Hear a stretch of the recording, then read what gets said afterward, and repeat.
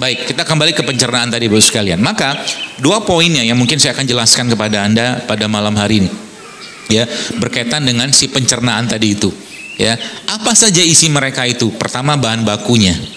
Bahan bakunya. Jadi bahan baku itu terbuat dari apa yang membuat mereka tuh bahagia, senang segala macam. Ya, ada beberapa jenis bahan baku itu yang kita sebut dengan serat namanya. Ya, serat. Nah, serat itu ada namanya short chain fatty acid ya, atau macam-macam lah. Ada lagi beberapa jenis asam lemak rantai pendek, asam lemak rantai panjang gitu-gitulah. Dan salah satu sumber terbaiknya si asam lemak ini atau mungkin rantai pendeknya itu adalah kurma tadi itu. Makanya Nabi menggunakan frase atau kata kebahagiaan ketika orang berbuka puasa. Ada kata itu Nabi buat. Bahwa kebahagiaan orang yang berpuasa itu ada dua saat dia berbuka. Wah, pas banget menurut saya kalau ketemu dengan kurma menurut saya gitu kan. Karena kurma itu salah satu bahan bakunya atau serat yang luar biasa yang diperlukan atau diinginkan atau mungkin menjadi bahan makanannya bakteri yang ada pada pencernaan kita itu. Itu kurma. Pertanyaannya kalau nggak ada kurma apa? Banyak lagi yang lain. Ya, beberapa yang saya baca itu bahkan luar biasa ya, termasuk nanti saya kasih ide bikin makanan. Jadi ternyata beberapa jenis makanan itu bisa meningkatkan aktivitas makrofag. Makrofag itu sel imun lah yang memakan sel-sel radang gitu-gitu loh dalam tubuh kita. Dan itu ada dua yang bagus itu.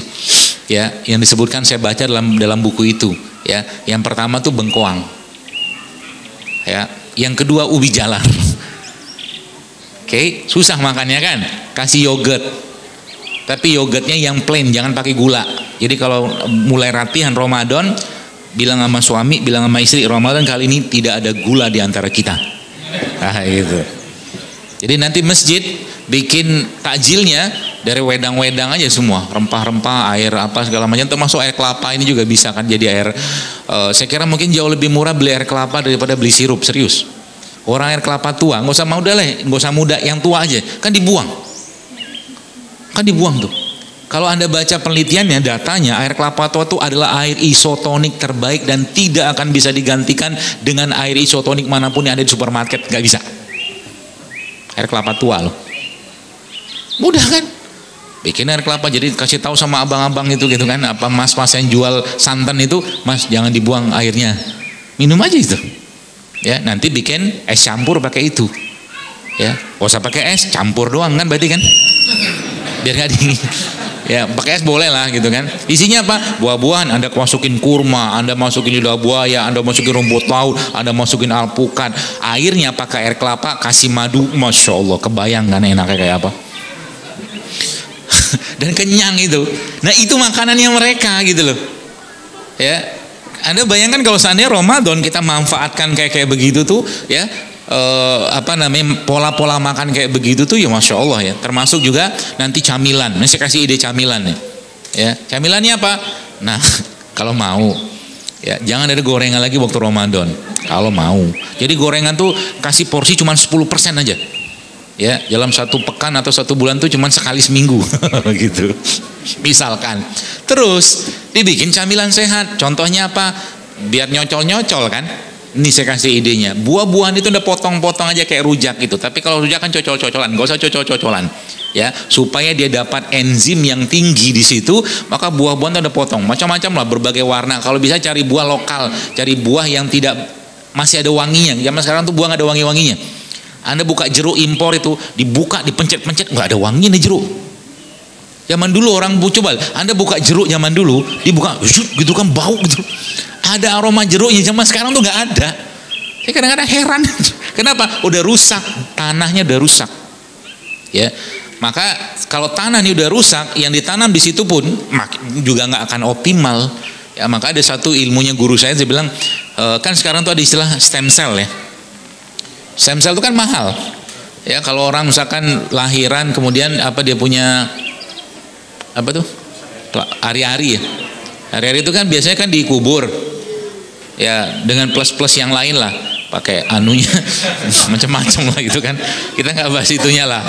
Ya, kubur-kubur aja kalau mau kubur, tapi kata dia jangan dikubur atau mungkin kuburnya itu ada caranya supaya nanti kita bisa mendapatkan DNA dari orang tadi, kata dia begitu. Nah gimana caranya? Saya bilang, kan dikubur si Ari-Ari tadi, kubur aja, nggak usah pakai lampu, kubur aja. Nggak ada hubungan, ya. Habis dikubur itu, ya, kan lama-lama dia hancur kan, si Ari-Ari itu kan. Ditanam di situ kunyit, serai, paham, jahe, sehingga nanti kunyit, jahe, serai itu punya DNA-nya orang yang ditanam itu, paham? Haho-haho. Ya.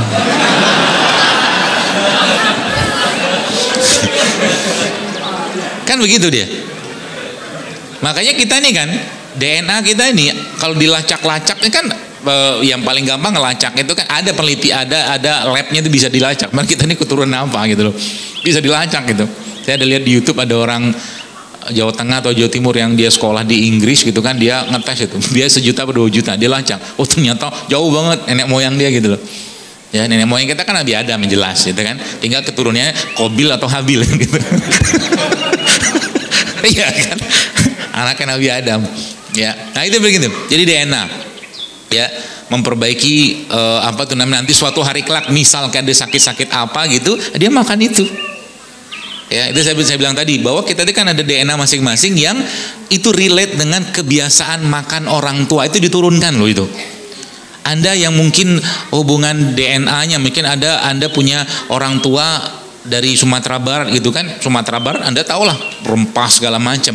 Jadi mau kemana pun Anda ke dunia, kadang-kadang DNA itu akan muncul, gen itu. Pengen makan padang gitu-gitu aja terus. Dia nge-recall, ya, karena kebiasaan makan, termasuk makan es krim itu ada DNA sendiri yang mengaturnya, bahkan saya pernah baca itu.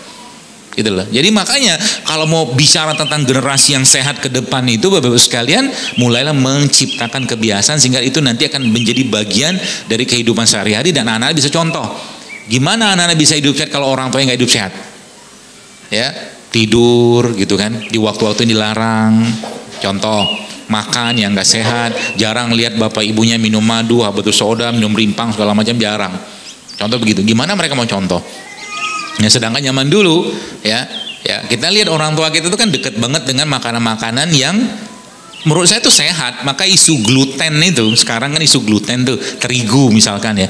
Orang tua kita kan yang dulu nggak makan terigu. Singkong itu kan non gluten, ubi non gluten kan gitu. Ya, apalagi banyak umbi-umbian wortel itu kan non gluten semua tuh. Ya, nah kembali ke tadi snack sehat tadi itu. Bukan snack sih. Buah-buahan ada potong-potong tuh. Cari buah-buah lokal yang kemungkinan tidak apa namanya, tidak terkontaminasi lah gitu kan. Pepaya, semangka apa segala macam. Potong, masukin baskom gede. Ya, lalu Anda kasih jeruk nipis.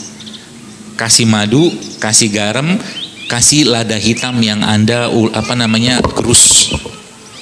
Ya, itu tambah lagi kalau mau, tambahkan sedikit dengan kismis apa segala macam atau kacang-kacangan itu, dan dia bisa kasihkan bentuk piring-piring kecil itu udah kenyang. Ya, kenapa kenyang itu sebenarnya sinyal dari apa namanya, dari otak kita yang dikirim dari perut gitu loh. Kenyang dia. Makanya orang yang makan gula tuh nggak kenyang-kenyang. Kenapa? Karena itu bukan jenis gula atau mungkin gula alami yang mereka atau mungkin perut kita itu atau bakteri kita tuh inginkan. شكرتم لأزيدنكم ولئن كفرتم إن عذابي